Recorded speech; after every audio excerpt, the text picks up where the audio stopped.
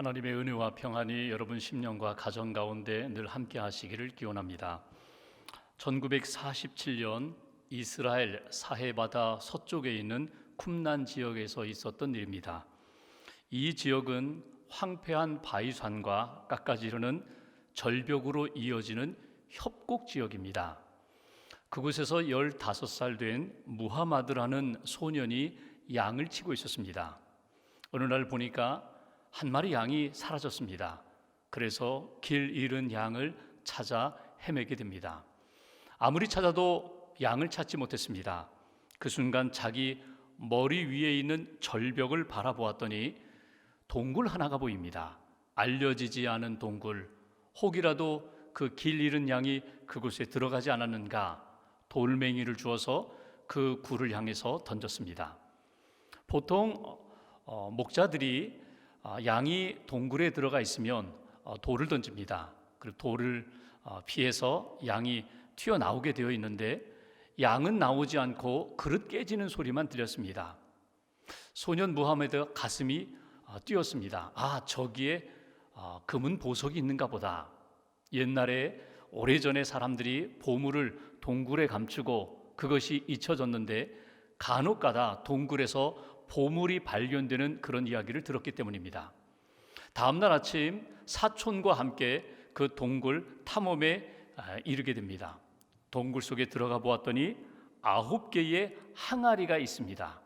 항아리 안을 뒤져보았더니 금은 보석은 나오지 않고 아주 오래된 낡아빠진 양피지 두루마리가 11뭉치나 그 항아리에서 나왔습니다.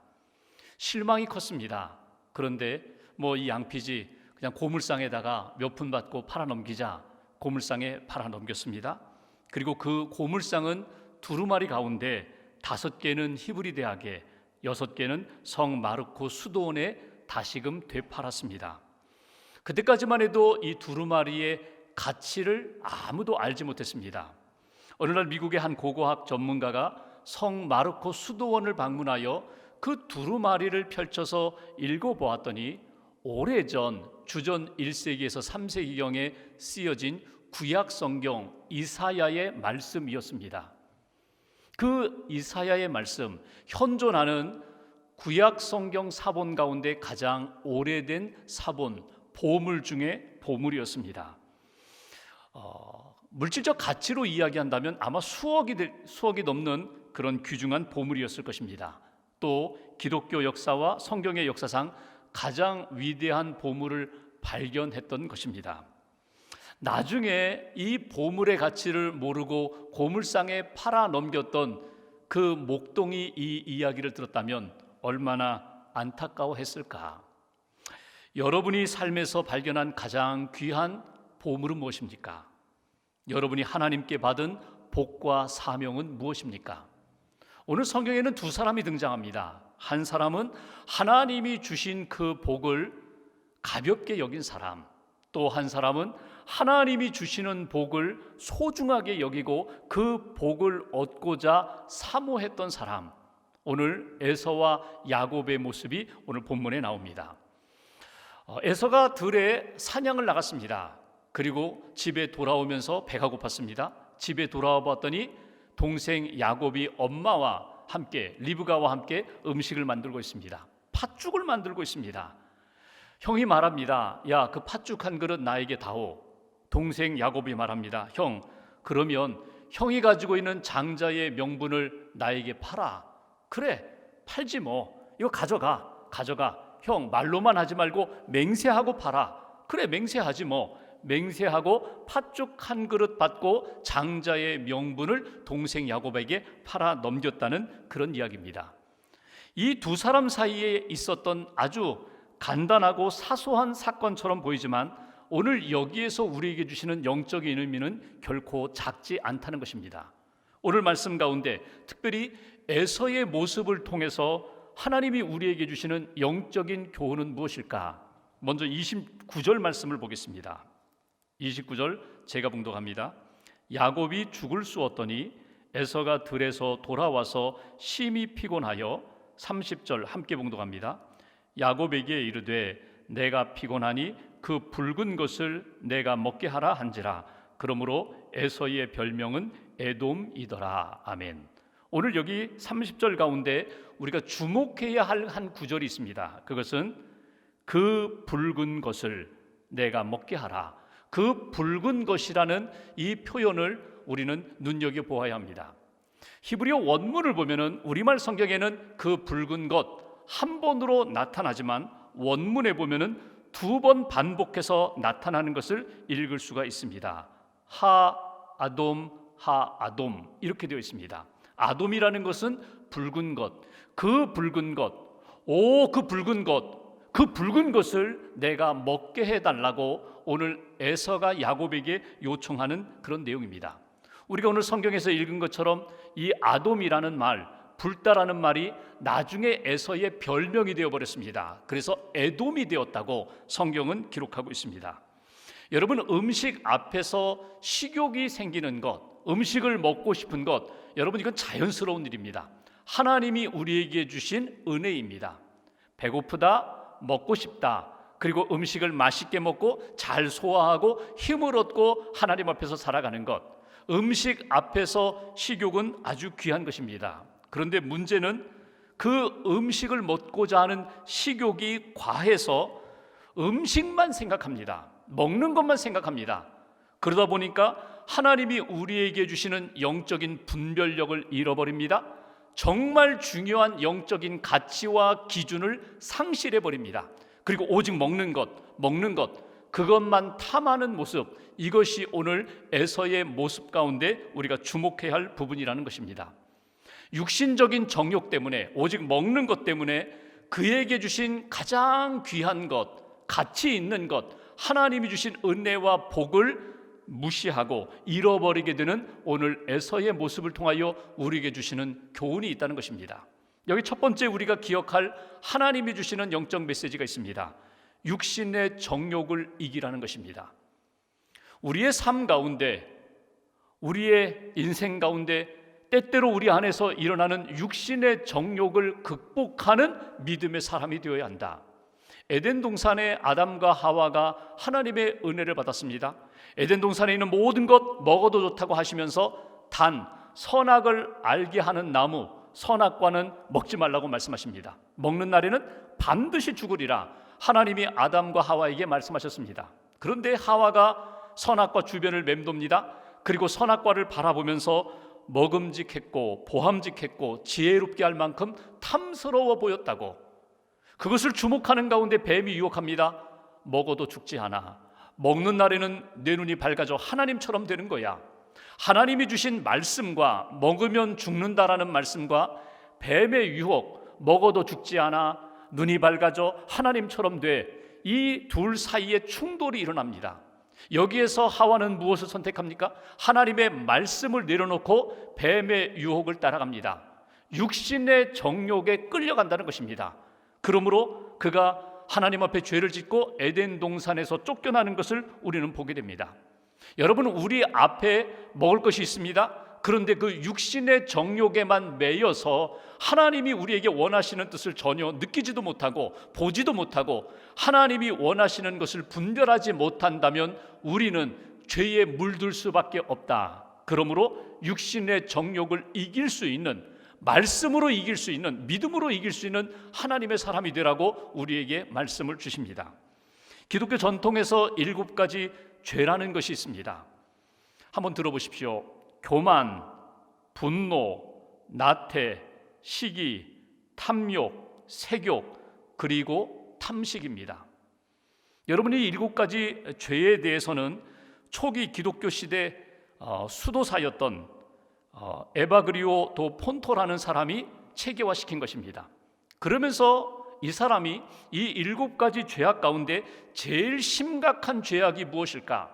죄 같지 않으면서도 우리 안에 모든 죄악을 끌어모을 수 있는 그런 문을 여는 죄악이 무엇일까? 그는 탐식이라고 그렇게 강조했습니다. 왜냐하면 육신의 정욕, 먹는 것에만 매여서 살다 보면은 영적으로 나태해지고, 그리고 정말 하나님이 기뻐하시는 것이 무엇인지, 하나님이 기뻐하지 않는 것이 무엇인지 분별력을 잃어버리고 모든 악덕들을 불러 모으기 때문에 이 탐식이 무서운 죄가 된다고 중세시대에 이 탐식을 5가지 형태로 분류를 했습니다. 들어보십시오. 너무 빨리 먹는 탐식, 너무 비싼 음식을 먹는 탐식, 너무 많이 먹는 탐식, 너무 오래 먹는 탐식, 너무 거하게 먹는 탐식. 제가 읽으면서 저도 자유롭지 못해요. 빨리빨리 먹어요. 많이 먹어요. 좋은 것 먹고자 해요. 여기에만 매이게 될 때 육신의 정욕에 물들게 되고 하나님이 기뻐하지 않는 그런 인생의 길을 걷게 된다. 이렇게 7가지 죄악에 대하여 강조했던 이 에바브리오는 이렇게 이야기합니다. 왜 이런 죄악들이 우리 안에 스며들면 나도 모르게 하나님의 길을 걷지 못하고 나도 모르게 이 육신의 길, 정욕에 빠져서 내가 얼마나 큰 죄를 짓고 있는지 그것조차 느끼지 못하며 사는 그런 죄악된 인생이 될 수밖에 없다. 여러분, 오늘 에서의 모습을 보십시오. 그는 팥죽 한 그릇 보는 순간 붉은 것, 그 붉은 것 내게 다오, 그것에만 매여 있습니다. 하나님이 내게 주신 그 은혜와 복, 장자의 명분 쉽게 팔아 넘기는 에서의 모습, 큰 실수 가운데 하나님의 뜻에서 벗어나는 모습을 보게 됩니다. 여러분, 예수님을 보십시오. 광야에서 40일 금식하셨습니다. 그리고 사단에게 제일 먼저 받았던 유혹이 무엇입니까? 능력 있잖아, 하나님의 아들이잖아, 그리고 배고프잖아. 40일 금식했으니까 여기 있는 돌들을 떡으로, 빵으로 만들어 먹어봐.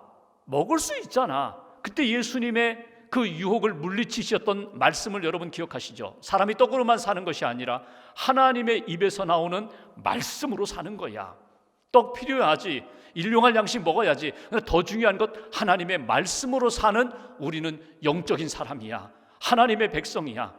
영적인 우선순위와 영적인 질서를 따라가는 인생이야. 이것이 예수님이 육신의 정욕을 물리치셨던 말씀, 우리가 기억하고 있습니다. 우리 안에 육신의 정욕이 일어날 때에 탐식으로 나도 모르게 하나님이 기뻐하시는 길보다는 하나님이 기뻐하지 않는 길로 기울어지려고 할 때에 영적인 분별력을 가지고 깨어날 수 있는 저와 여러분 되시기를 주님의 이름으로 기원합니다. 육신의 정욕을 이겨나가라고 하나님이 지키라고 말씀하신 가장 귀한 것들 지킬 수 있는 믿음의 성도들 되시기를 주님의 이름으로 기원합니다. 두 번째 31절 말씀 보십시오. 제가 봉독합니다. 야곱이 이르되 형의 장자의 명분을 오늘 내게 팔라. 32절 같이 봉독합니다. 에서가 이르되 내가 죽게 되었으니 이 장자의 명분이 내게 무엇이 유익하리요. 여기서 주목할 구절 32절 내가 죽게 되었다라는 표현입니다. 오늘 에서가 이렇게 얘기합니다. 내가 죽게 되었다. 여러분, 지금 에서의 상황이 어떻습니까? 밖에서 사냥하고 돌아오면서 심히 피곤하다, 심히 피곤하다, 피곤하다라고 표현했어요. 그 다음에 팥죽을 보는 순간 배고프다, 배고프다, 심히 배고프다라고 했어요. 그리고 오늘 32절에는 이렇게 표현합니다. 내가 죽게 되었다, 죽게 되었다. 여러분, 이것이 에서의 말뿐이겠습니까? 우리가 그럴 때가 많아요. 우리가 어렵다, 어렵다, 피곤하다, 피곤하다, 배고프다, 배고프다, 힘들다, 힘들다. 그리고 마지막에는요, 죽겠다로 끝내요. 배고파 죽겠다, 힘들어 죽겠다, 피곤해 죽겠다. 오늘 믿음의 사람이 극한 상황을 만난 모습입니다. 여기 죽겠다라는 이 표현은 자기 힘으로 감당하기 어려움을 만났다는 거예요. 오늘 극한 상황, 한계 상황을 만났을 때 믿음의 사람은 무엇을 사모해야 되는가, 무엇을 놓치지 말아야 되는가, 여기에 우리에게 주시는 두 번째 메시지가 있습니다. 믿음의 사람, 하나님의 사람은 어려움을 만났을 때 영적인 복을 사모하라는 거예요. 하나님이 우리에게 주시는 많은 복들이 있는데 그 가운데 먼저 하나님의 은혜와 하나님의 돌보심, 하나님의 약속의 말씀, 영적인 복을 사모하는 하나님의 사람이 되라고 우리에게 강조해 주십니다. 여러분, 32절 후반부에 보면 이렇게 표현했죠. 이 장자의 명분이 내게 무엇이 유익하리요. 에서의 말입니다. 내가 죽겠다 죽겠다 하면서 피곤해 죽겠다, 배고파 죽겠다, 이제는 팥죽 아니면 나 죽을 수밖에 없어, 이렇게 표현하는 에서가 마지막에 이 장자의 명분이 내게 무엇이 유익하리요. 내게 지금 유익한 건 팥죽 한 그릇뿐이야. 그것이 오늘 에서의 고백이에요. 여러분 보십시오. 장자의 명분은 영적인 복입니다. 미래의 복입니다. 손에 잡히지도 않고 눈에 보이지도 않지만 하나님이 믿음의 사람들에게 주신 복입니다. 귀한 복이에요. 팥죽은 무엇입니까? 당장 내 손에 잡히는 복입니다. 오늘 내가 누릴 수 있는 복입니다. 현재의 복입니다. 그런데 오늘 에서는 하나님이 주시는 영적인 복, 미래의 복은 이건 내게 아직도 유익하지 않아. 유익한 건 오직 팥죽 한 그릇뿐이야. 여기에 매이는 것에 문제가 있다는 것입니다. 여러분, 둘 다 필요해요. 팥죽도 필요해요. 일용할 양식 주시는 것에 대한 하나님의 은혜, 감사와 복임을 잊지 말아야 돼요. 그러나 믿음의 사람이 어려움을 만났을 때에 팥죽 한 그릇, 당장 눈에 보이고 손에 잡히는 그것에만 매이다가 영적인 복을 놓치는 그런 잘못 범하지 말아라. 더 귀한 것은 영적인 복이야. 하나님이 우리에게 베풀어 주시는 은혜임을 놓치지 말라는 것입니다. 에서는 이미 알고 있어요. 영적인 복이 얼마나 귀한 것인지, 이 장자의 명물이 얼마나 귀한 것인지 이미 다 알고 있어요. 그런데 한계 상황에 이르르자, 극한 상황에 이르르자 그것을 다 놓치고 그냥 오직 물질적인 복, 지금 내가 해결할 수 있는 이 문제의 해결만 받고자 하는 그 에서의 마음, 우리의 마음이 그럴 때가 많다는 것입니다. 진짜 위기는 무엇일까요? 하나님이 주시는 은혜를 놓쳐버리고 물질적인 것만 추구하는 그런 영적인 상태가 위기 가운데 진짜 위기라는 것입니다. 왜 여기까지 이르게 되었을까? 에서의 고백대로 내가 죽게 되었다고 표현했는데, 여러분, 팥죽 한 그릇 그 배고픈 시간에 먹지 못한다고 해서 죽는 것 아닙니다. 하루 굶는다고 해서 죽는 것 아닙니다. 3일을 굶어도 죽지 않습니다. 그런데 에서는 지금 그렇게 느끼고 있다는 거예요. 그렇게 생각하고 있다는 거예요. 이거 못 먹으면 죽겠다는 거예요. 먹어야겠다는 겁니다. 신앙생활하면서 우리의 인생에 큰 고비를 만날 때가 있어요. 위기를 만날 때가 있어요. 한계 상황, 극한 상황을 만날 때가 있어요. 그때마다 하나님이 우리에게 원하시는 것은 무엇이냐면, 지금 내가 죽겠습니다. 하나님, 너무 힘듭니다. 그렇게 내가 부르짖지만 그 죽음의 상황, 힘든 상황, 내가 그렇게 느끼고 있는 상황 위에, 뒤에서 나를 지켜보고 계시는 하나님이 계심을 우리가 느낄 수 있어야 돼요. 배고픈 상황만 느끼는 것이 아니라, 힘든 상황에 그렇게 울부짖는 그것만 바라보는 것이 아니라, 그 위에, 그 앞에서 우리를 이끌어 가시는 하나님의 임재하심과 하나님의 인도하심을 느낄 수 있어야 오늘 하나님 앞에서 영적인 복을 사모하며 기대하며 하나님 앞에 맡길 수 있는 믿음의 사람이 된다는 것입니다. 오늘 이런 위기를 우리가 만났을 때, 한계 상황 가운데 이르렀을 때, 배고픔의 한계 상황, 경제적인 극한 상황, 또 신체적인 어려운 상황적으로 사람들과의 관계에서 어려움을 만났을 때 내 힘으로는 안 되지만, 주님, 내가 주님께 더 가까이 나아가겠습니다. 주님께 맡기겠습니다. 하나님이 이루실 역사를 기대하겠습니다. 결국은 합력하여 선한 역사로 이끌어 주실 하나님을 저는 붙잡겠습니다. 하나님이 오늘 원하시는 것은 바로 이러한 믿음의 모습이라는 것입니다. 바울을 보십시오. 바울이 예수 믿고 하나님의 사람으로, 이방인의 사도로 사역할 때 보면은요, 가는 곳마다 위기였습니다. 가는 곳마다 한계 상황에 부딪힐 때가 많았어요. 그것 때문에 감옥에도 갇히고 매도 많이 맞고 굶주림 가운데, 핍박 가운데 살았던 것이 사도 바울입니다.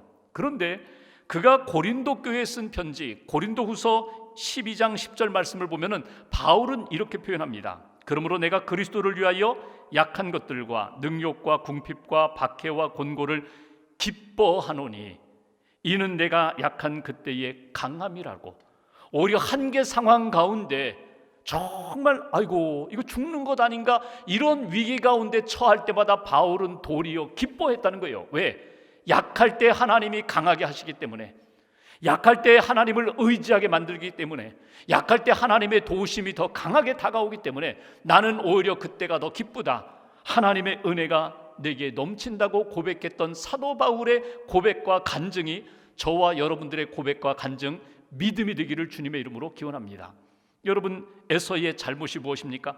극한 상황, 어려운 상황 가운데 오히려 영적으로 성장할 수 있는 때에, 진짜 하나님이 내게 주신 복이 무엇인지 확인할 수 있는 그때에 육적인 인간으로 전락해버리는 그러한 모습이 우리 안에 일어나지 않도록 늘 깨어서 하나님 앞에 어려움 가운데 더 주님께 가까이 하나님에게 맡기고 하나님의 도움을 받는 그런 믿음의 인생, 하나님의 은총을 받는 인생 되시기를 주님의 이름으로 기원합니다.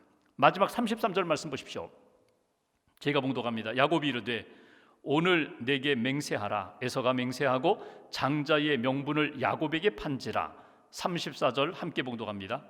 야곱이 떡과 팥죽을 에서에게 주매 에서가 먹으며 마시고 일어나 갔으니 에서가 장자의 명분을 가볍게 여김이었더라. 아멘.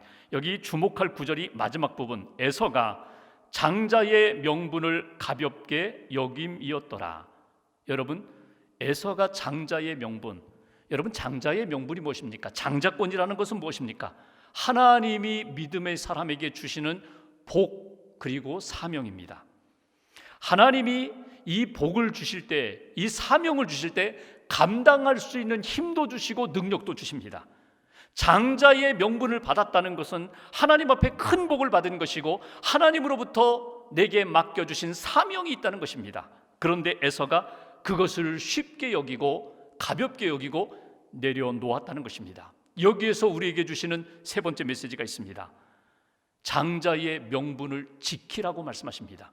하나님이 내게 주신 장자의 명분, 그 복과 사명을 믿음으로 감당하는 하나님의 사람이 되라고. 여러분, 우리의 삶의 장자의 명분이 무엇일까요? 적용해 본다면 장자권이라는 것은 예수 그리스도를 믿는 믿음일 것입니다. 예수님을 믿고 하나님의 자녀가 된 그 자녀됨의 권세, 자녀됨의 은혜, 그리고 더 나아가서 하나님의 사람들, 하나님의 자녀들에게 주시는 하나님이 맡겨주시는 사명이 장자권입니다. 장자의 명분입니다. 이건 귀한 것입니다. 오직 하나님이 주시는 것이고 하나님이 우리에게 부어주시는 복 중에 복이 바로 장자의 그 특권입니다. 이스라엘 역사를 보시면 이스라엘 백성들 장자가 누리는 특권이 있어요. 아버지의 뒤를 이어 승계하여 가장이 되는 것입니다. 가문의 대소사를 처리할 수 있는 주도권을 갖는 것입니다. 다른 형제가 받는 할당된 유산의 장자는 2배를 받게 됩니다. 하나님과 사람들 앞에서 그 가정, 가문의 대표자로서 모든 일을 수행하게 됩니다. 언약 관계에서 영적 축복의 후계자가 되는 것, 이게 장자가 받는 장자의 명분, 장자의 그 특권입니다. 그런데 이 특권만 있는 것이 아니라 장자가 감당해야 할 책임과 의무가 있습니다. 부모님, 자녀들을 부양해야 할 의무와 책임이 있다는 것입니다. 그래서 특권은 좋은데 감당해야 할 의무와 책임이 버거워서 장자의 명분을 동생들에게, 다른 사람에게 넘기는 일도 있었다는 것입니다. 하나님이 우리에게 원하시는 게 무엇일까? 내가 너에게 은혜를 부어주었다, 복을 주었다, 사명을 주었다. 그러면 믿음으로 감당하고자 하면 하나님이 도와주시는데 그 장자의 명분을 오늘 에서는 가볍게 여겼더라. 그러니 동생에게 팥죽 한 그릇에 팔아 넘기는 것입니다. 성경을 읽어보시면 안타까운 구절이 나와요. 34절 보실까요? 여기 4가지 동사가 계속 이어서 나옵니다. 34절, 에서가 먹으며 마시고 일어나 갔으니. 에서가 먹고 마시고 일어나 제 길로 갔다는 거예요. 여러분, 이 동사 4가지를 보면서 안타까운 것은 에서가 그래 배고팠으니까 아이고 죽게 되었다, 그래 빨리 팥죽 한 그릇 나게 다오. 그리고 장자의 명분을 넘기고 팥죽을 먹었어요. 먹은 다음에라도 정신을 차렸어야죠.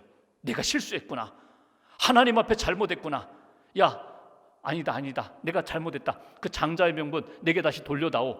그런 부분이 없어요. 그만큼 에서가 지금 영적으로 분별력을 잃어버렸다는 것입니다. 하나님이 내게 주신 그 장자의 특권이 얼마나 귀한지 그것을 전혀 생각하지 못했다고 하는 것입니다.